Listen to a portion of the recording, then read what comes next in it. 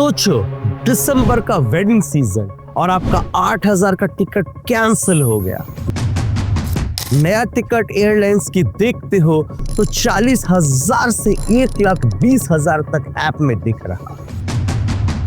Airport पर लोग सो रहे, बच्चे रो रहे और इंडिया की सबसे बड़ी एयरलाइंस इंडिगो लिटरली कोलैप्स और ग्राउंडेड हो गई।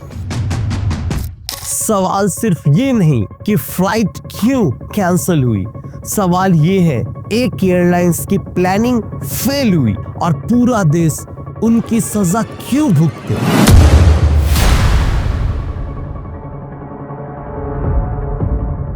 नमस्कार दोस्तों, आज हम बात करने वाले हैं इंडिगो की डिटेल्स 2025 क्राइसिस के बारे में।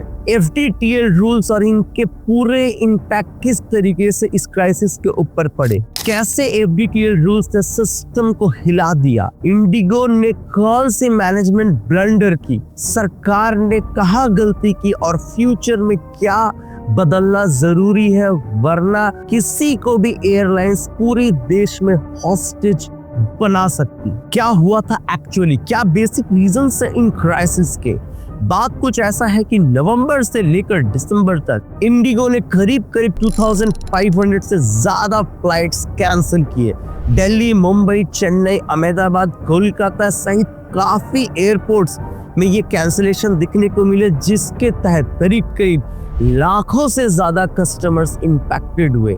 और ये इंपैक्ट इतना बुरा था कि उनके personal, medical and educational plus social life को बुरी तरीके से इंपैक्ट किया। कुछ दिन तो ऐसा रहा जहां एक ही दिन में करीब 200 से 1,000 फ्लाइट तक कैंसिल हुए।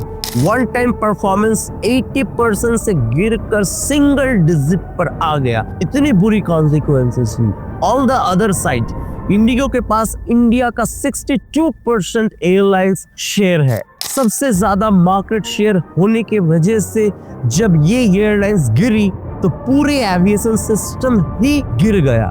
शादी, बिजनेस, मीटिंग, मेडिकल इमरजेंसीज, कुछ भी हो, ये सारा बर्बाद हुआ और इंडिया की पूरी एक पीसफुल इकोसिस्टम को इसने डिस्टर्ब कर दिया। ये सारे क्राइसिस का एक ही प्राइमरी रूट कॉज है FDTL rules, flight duty time limit, जो बेसिकली पायलट्स के ऊपर एप्लीकेबल होता है। ये rules government of India recent years के एक्सीडेंट और एयरलाइंस के पैसेंजर्स की सेफ्टी एंड सिक्योरिटी को मद्देनजर रखते हुए जनवरी 2024 में ये रूल्स को रिलीज किया और सारी एयरलाइंस को 22 मंथ्स का टाइम दिया कि आप इसके तहत जो क्राइसिस होने वाले हैं उसे ओवरकम करो। आई मीन पायलट्स की रिक्रूटमेट को बढ़ाओ और नंबर ऑफ पायलट्स एक एयरलाइंस में बढ़ाओ, क्योंकि as per FDTL rules pilots की जो एग्जिस्टिंग रेस्टिंग आवर्स था इन अ वीक, जो 36 घंटा का था उससे 48 घंटा कर दिया गया है। एक पायलट जो 1 वीक में 6 नाइट लैंडिंग कर पाता था, उन्हें अभी 1 वीक में सिर्फ 2 नाइट लैंडिंग्स अलाउड है। इसके साथ साथ कंसेक्यूटिवली 2 नाइट लैंडिंग वो नहीं कर सकते, आई मीन 2 नाइट ड्यूटी वो नहीं कर सकते। एक नाइट ड्यूटी के बाद एक ब्रेक होनी है, देन एक दूसरा नाइट ड्यूटी वो इन अ वीक कर सकते हैं। इसके अलावा नाइट फ्लाइंग टाइम को 12 AM से बढ़ा के 6 AM तक कर दिया गया है। ये कुछ मेजर इंपैक्ट इस रूल्स में लाए गए हैं, जिसके तहत पायलट्स की रिक्रूटमेंट बहुत जरूरी थी, क्योंकि पायलट्स की शॉर्टेज होनी मैंडेटरी हो गई थी एज पर रूल्स। और 22 मंथ्स की ये जो टाइम लिमिट गवर्नमेंट ने दी थी, जिसमें दूसरे एयरलाइंस तो शायद सक्षम रहे मगर इंडिगो फेल रहा। इंडिगो के पास मार्केट की 62% शेयर है, जिसके तहत इंडिगो एक major monopolistic type, I mean oligopolistic market hold करता है और वो अपने आप को शायद पावरफुल समझ रहा है और उसे शायद ऐसा फील हो रहा है कि गवर्नमेंट उसके सामने घुटने टेक देंगे और उनके रूल्स एंड कंप्लायंसेस को मेंटेन करने जरूरी नहीं। इंडिगो की असली गलती क्या थी? प्लानिंग का मेल्टडाउन होना। DGCA का खुद का स्टेटमेंट था, primary cause of the crisis was IndiGo's failure to make adequate arrangement for revised FDTL norms, यानी कि रिवाइज FDTL नॉर्म्स के तहत इंडिगो फेल रहा। इंडिगो इस कंप्लायंसेस पे अपने पायलट्स के रिक्रूटमेंट्स नहीं कर पाया। मतलब प्रॉब्लम रूल्स नहीं था, इंडिगो का प्लानिंग फेल था, जिसके लिए इतनी बड़ी क्राइसिस हुई। एयरलाइंस ने नए रेस्ट रूल्स को ध्यान में रखकर अपने रोस्टर, नाइट फ्लाइट्स और क्रू स्ट्रेंथ को स्ट्रीमलाइन एंड एडजस्ट नहीं किया। रिजल्ट क्रू शॉर्टेज और एक्सप्लोड हो गई, जिसके तहत एयरलाइंस की क्राइसिस बहुत ह्यूज लेवल पे हो गई।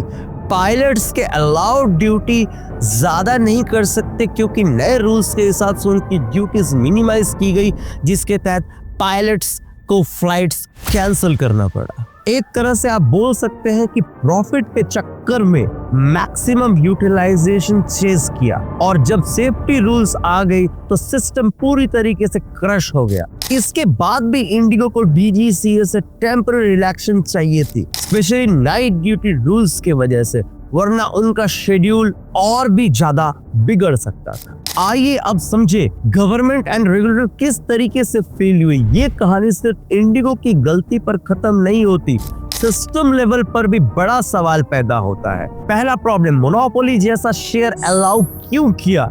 इंडिगो के पास 62% ऑफ मार्केट होल्ड था, मार्केट शेयर थी, तो जाहिर सी बात है ऑटोमेटिकली उनके प्लानिंग फेल होंगे और एक नेशनल क्राइसिस क्रिएट होने के चांसेस रहते हैं। फिर भी रूट डाइवर्सिफिकेशन, कैपेसिटी प्लानिंग या कंटिंजेंसी नॉर्म्स इतने वीक क्यों थे? इसके अलावा late reaction, crisis 4 to 5-6 days के बाद गवर्नमेंट के कानों तक गई, तब जाके गवर्नमेंट ने एक फेयर कैप लगाया, क्योंकि फेयर्स जो 10,000 थे वो 15 टाइम्स 1,50,000 तक अपग्रेड हो चुके थे। गवर्नमेंट 4 से 5 डेज के बाद फेयर कैप लगाई, extra train coaches and 24/7 helpline provide किए।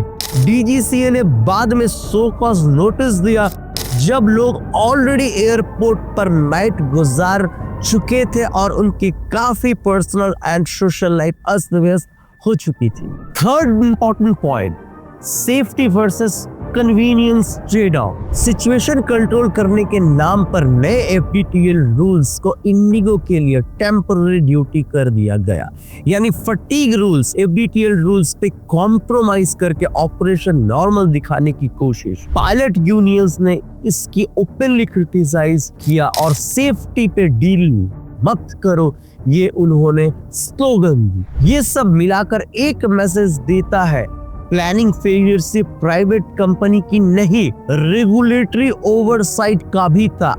गवर्नमेंट की भी इसमें पूरी रिस्पॉन्सिबिलिटी थी, जिसके लिए ये क्राइसिस जनरेट हुई। अगर बात करें कॉन्सिक्वेंसेस की, तो सिर्फ रिफंड से नुकसान कवर नहीं होता। इस क्राइसिस का इम्पैक्ट सिर्फ टिकट कैंसल तक लिमिटेड नहीं रहा। पिक वेडिंग सीजन्स में लोग अपने शादी, रिसेप्शंस, इंपॉर्टेंट रस्में मिस कर गए।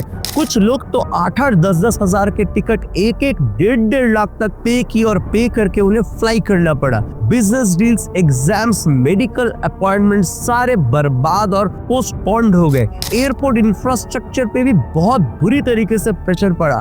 वॉशरूम्स अनयूजेबल हो गए, फूड्स खत्म हो गए, लोग फ्लोर पे सोते रहे। क्यूज, कैओस और क्राइम हर तरफ दिखने लगी। फाइनली सरकार ने अब कह दिया कि सारे रिफंड्स डेडलाइन के अंदर कंप्लीट करो, लेकिन ऑनेस्टली सिर्फ रिफंड से पैसेंजर्स का fine loss, mental stress loss, hotel cost, missed events, उनके हेल्थ इश्यूज के नुकसान कवर नहीं होते। आइए आप बात करते हैं सॉल्यूशंस एंड रिफॉर्म्स की। क्या ये चीजें हमें फ्यूचर में रिपीटेड चाहिए? इसकी सॉल्यूशन, अगर हम सिर्फ इसे एक न्यूज साइकिल के बाद भूल गए, कल यही स्टोरी रिपीट होगी। मेरे हिसाब से कुछ स्ट्रॉन्ग स्टेप्स लेने चाहिए। Passengers bills of right 2.0 European union की तरह यहाँ ड्राफ्ट होना चाहिए। प्रीएम्प्टिव कॉन्टिजेंसी प्लानिंग, जब भी कोई बड़ा रूल चेंज हो या अनाउंस हो तो एयरलाइंस को डीजीसीए को detailed roster and capacity plan दिखानी पड़े। अगर प्लान वीक है तो पहले ही शेड्यूल कट करवाओ, लास्ट मिनट कैंसिलेशन नहीं और लास्ट मिनट किसी की तरह रिफंड नहीं। इनके अलावा no compromise on safety rules, मतलब एफडीटीएल जैसे फटीग नॉर्म्स में सिलेक्टिव रिलैक्सेशन सिर्फ एक्सट्रीम इमरजेंसीज और ट्रांसपेरेंट बेसिस पर, नहीं तो रॉन्ग प्रेसिडेंट सेट होता है जिसके तहत इस तरीके की क्राइसिस दोबारा आ सकती है। मार्केट डाइवर्सिटी और बैकअप कैपेसिटी भी गवर्नमेंट के पास कुछ होने चाहिए।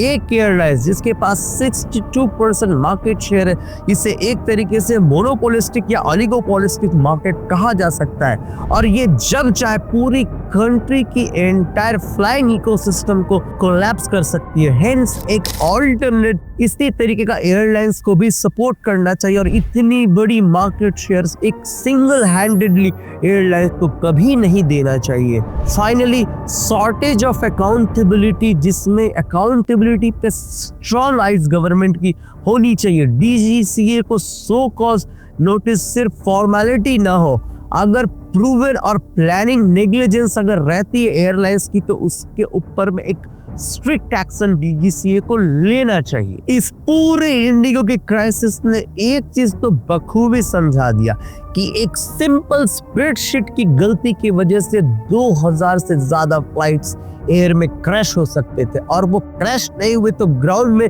क्रैश की तरह ही क्राइसिस क्रिएट कर दिया, और जो एक नेशनल डिस्ट्रप्शन में कन्वर्ट हुआ। आपको क्या लगता है इस पूरे क्राइसिस के बारे में, और गवर्नमेंट को सबसे पहले किस लेवल पे एक्शन लेना चाहिए आपके हिसाब से? क्या सेफ्टी लॉ एंड रूल्स को और स्ट्रिक्ट और टाइट करना चाहिए, या कंपेंसेशन लॉ और कंपेंसेशन पे पहले काम करना चाहिए, या मार्केट मोनोपोली स्ट्रक्चर को हटाना चाहिए जहां इंडिगो के पास 62% से ज्यादा मार्केट शेयर है? कमेंट में लिख के वीडियो शेयर करें और चैनल को सब्सक्राइब जरूर करें।